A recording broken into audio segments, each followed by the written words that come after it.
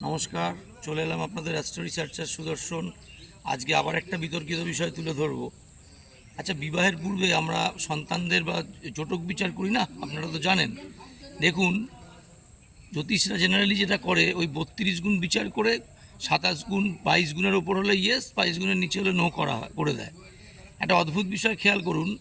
আমার ব্যক্তিগত অভিজ্ঞতায় দেখেছি, আমার জীবনে একাধিক হরস্কোপ রয়েছে যাদের 27-28 গুণের উপর বিয়ে মিলেছে, তারপরেও তাদের ডিভোর্স হয়ে গেছে বা সংসারে প্রচণ্ড অশান্তি। আবার অনেকের 20 গুণের নিচে মিলেছে, তারা সংসার করছে। আচ্ছা, একটা অদ্ভুত লজিক আপনারা নিজে ভাবুন তো। সাপোজ ধরুন, একজন সন্তানের পিতামাতা তার সন্তানের ছক নিয়ে এসেছে জটক বিচারের জন্য একটি ছেলের সাথে। ফার্স্টেই আমরা জ্যোতিষরা জটক বিচার করতে বসে গেলাম, গুণ মিলাতে বসে গেলাম। আগে তো ইন্ডিভিজুয়াল ছকটা দেখুন।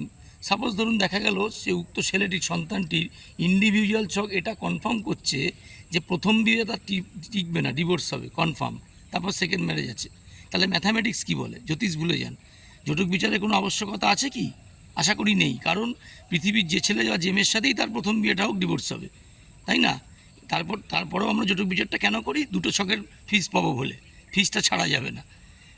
একটু অন্য আঙ্গিকে জ্যোতিষের সত্যতা নিয়ে ভাবুন, ভাবতে শিখুন, ফলো করুন আমার চ্যানেল, বিশেষ করে শেয়ার করুন, যাতে আরও বেশি বেশি মাত্রায় মানুষ জ্যোতিষের সত্যতা জানতে পারে। পরবর্তী কোনো পর্যায়ে আবার পরবর্তী নতুন কোনো বিতর্কিত বিষয় নিয়ে আপনাদের কাছে আসব।